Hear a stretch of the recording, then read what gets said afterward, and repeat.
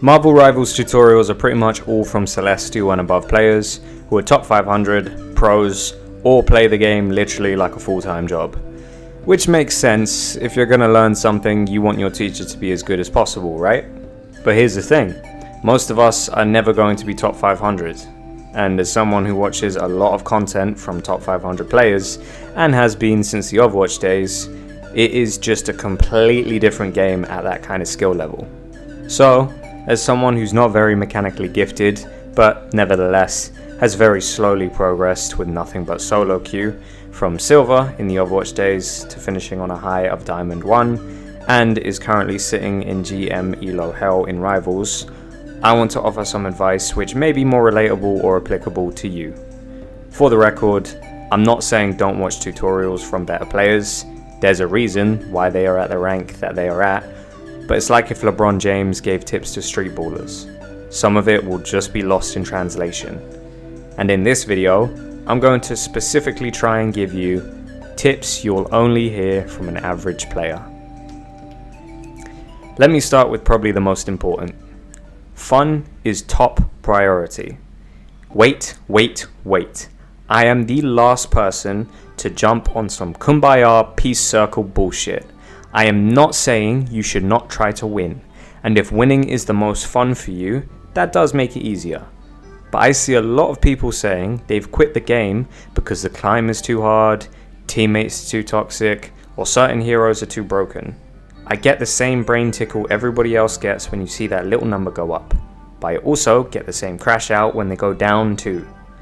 If you're in ranked, there is a certain responsibility you have to do what you can to win, because that's the point of ranked. But that responsibility ends when you're having no fun at all. If you're the only healer and you didn't want to be a healer, and everybody's flaming you because the backline currently looks like fucking Malevelon Creek, but you're still the SVP, you are probably better off just switching off comms, changing to somebody more fun, and enjoying what you can for the rest of the game so you don't carry any negative energy into the next one. This tip won't necessarily help you climb, but it might help you keep playing, which will help you climb, so I thought it was worth a brief mention. Further to the point of comms, you probably shouldn't use them. This is one of those things which is completely the opposite of the advice you'd find at higher ranks. Good comms are an undeniable advantage, and it is very possible for you to be one of the good ones and give valuable callouts. But to be honest, from Platinum and below, there is practically no such thing. Even in Grandmasters, there's really no cooperation at all. It really is a toxic cesspit. Telling somebody to switch is not going to work. Listening to someone else tell you to switch is not going to work. Flaming your DPS for going 2 and 17 when you've got 40k heals is not going to work, even if you're right. You want to focus specifically on yourself and what you can do to influence this game without the help of others. Are you rushing in without your team? Are you prioritizing the wrong targets? Are you getting dived in the wrong position? Those are a lot more valuable questions to ask yourself than why in the ever-loving fuck is he playing Spider-Man into Namor, Scarlet Witch and Cloak? You wouldn't believe how many times I've slowed down for a second, asked what I can do to stop the momentum, executed, and all of a sudden, my whole team starts playing way better as a result. Except, it's not that they started playing better, it's that they got the opportunity and momentum back. And it's all because of you, little guy. Okay, this tip is more in line with what the 1% would say, but it's so important that I need to say it anyway. It's time to learn some other characters. I know I said that fun is the priority, and it is, but Marvel Rivals is still very new, so people are still experimenting with team comps and finding out what works. I see people going 2-2-2, I see people doing triple tank and triple support, I see 1-3-2, I see people trying to outstall each other's support ults, I see people trying to outdamage those ults, I see endless amounts of new tech like every day. All this to say, you should have at least 2 characters in each role that you like to play and feel confident with. And I don't buy that you only have fun in one role. You can have a preference, but it benefits you and your team greatly if you don't mind switching when something clearly isn't working. I also don't care what your stats say. Just because you have a lot more kills and a lot less deaths than everyone else doesn't mean you shouldn't switch.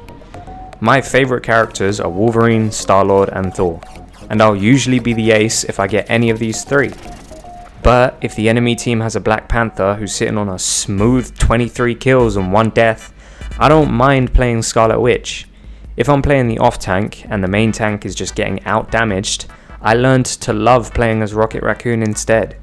L healers, 53k healing, by the way. Again, I'm not saying you should get bullied into picking someone you don't want to pick. It's just useful to have some options. Another tip about character switching is don't listen to tier lists. Again, no disrespect to any of the content creators who are top of the ELO food chain, but a lot of what they say doesn't fucking apply to you. Most characters who remove an element of mechanical difficulty are usually very good at lower ranks and very bad at higher ranks. Moon Knight being a great example. At higher ranks, people shoot the Unk very quickly. They also know how to dive you, ruin your positioning, or take advantage of your slower escape options. At lower ranks, people don't know how to exploit those weaknesses, meaning Moon Knight is famously easy to pick up and do well with. We can also take Hela, who's the exact opposite. If you're good on mechanics and aim, she is easily one of, if not the most broken character in the game right now. But at the lower ranks, where everybody's abusing characters that don't need to aim, the skill ceiling for Hela makes her a lot less viable. So, if there's a particular character you've been eyeing up who seems fun, but you're holding back because you don't think they're very good or they might be too hard to learn, just do it, bro. Unless that character's Captain America, then you stay the fuck away from him, you understand? Which leads me on to my next tip. You don't have to learn how to play every character, but learn what they actually do. I'm guilty of this myself. I have a very bad habit of finding a couple characters I like and just sticking to them, meaning the only way I pick up on what other characters do is just guesswork and experience from fighting them. As a Wolverine main, I don't care what you say. His leap's hitbox is fucking broken. It just does not work sometimes. However, for a long time, I did not know that Hulk and Magneto's bubbles are both anti-CC as well as nullifying damage. This meant no matter how accurate I was, sometimes my leap would just slide right off. The vast majority of us don't have enough time to hit the lab and playtest every single feature of every single character, so just having a quick play match or two with characters you find it hard to face off against can teach you a lot. Look me in the face right now and tell me you know exactly how Penny's kit works. Yeah, that's what I thought. Next on the list, keep track of your team. I know I said you want to focus on yourself, but that's only performance-wise. When it comes to the actual game, there are 3 things you should always know: where your supports are, what your escape options are, and where the enemy team is looking. Easier said than done, I know, it's a hectic game, and there's lots more to keep track of than this, but I feel like whenever you watch high-level players pull off crazy 1v5s, we tend to get envious and try to do similar stuff, but you are just not that guy, little bro. So, in the fog of war, at the very least, you should always know these 3 things. I promise you, whenever you die, if you just turn the camera around quickly before you respawn, you'll be very surprised at how often there's about 19 walls between you and your healers. If you know where they are, you're a lot more likely to position yourself better just as a byproduct, and not dive in at stupid times. But the healers aren't the only thing keeping you safe. Cover. Precious cover. As I mentioned earlier, Moon Knight is a very fun character who's great at lower ranks, but one of his biggest weaknesses is the escape options. They're slow. So however tempting it may be to flank and get a real sexy view of their backline, if all it takes is one Venom to lay 19 inches across the exit for you to be trapped, it's not worth it. Which brings me to my next point. If you're in a great position, laying punishment down, then every member of the team suddenly turns to you, guess what? It's not a great position anymore. It's time to find a new spot. Or, if you think you're in front of the enemy as a squishy, and you know there's not a tank in front of you, you know that the enemy is hungry and looking at you like you're real tasty. It's time to skedaddle. Make sense? And while we're on the topic of having a good flank, another point worth noting is you need to know when to quit. Kills aren't the only way to create value. If you dive the invisible woman and she uses her jump, I guarantee you she's heading back towards her team, meaning you have maybe half a second to catch her if she's in a decent position. If you miss that half a second window, bail out, bro. Reset. Try again when the team isn't looking at you anymore, because eventually she's not going to have that jump when she needs it, and whether it's you or your teammates, she's going to get caught slacking. This is one I think a lot of pros forget to mention because they're all incredibly good at flanking and getting the kill, but most of us just don't have the mechanics to be that effective that quickly. So be patient, keep yourself safe, make sure the enemy isn't looking at you when you peek, and you'll get it eventually. Finally, not all your damage has to be focused. If you do watch a lot of guides, like me, you've probably heard something along the lines of don't have lazy aim or pick a specific target and stick to it. Which is true, but at the same time, ult charge is very important in this game, way more than some other hero shooters.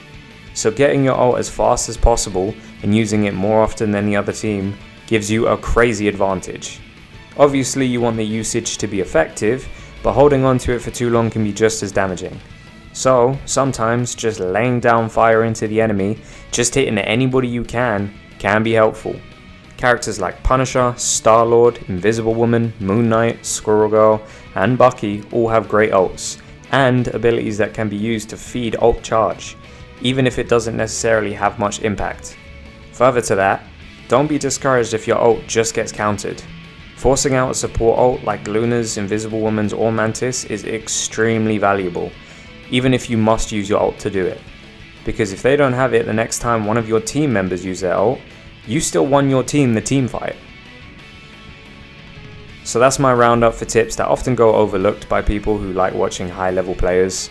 Hope some of this helped and you heard something you haven't heard before. Let me know how the climb goes and if you find yourself using any of these tips. Like and subscribe if you want more guides. The Marvel Rivals content has been doing well recently, so I'll likely have more to say soon. Thank you for watching.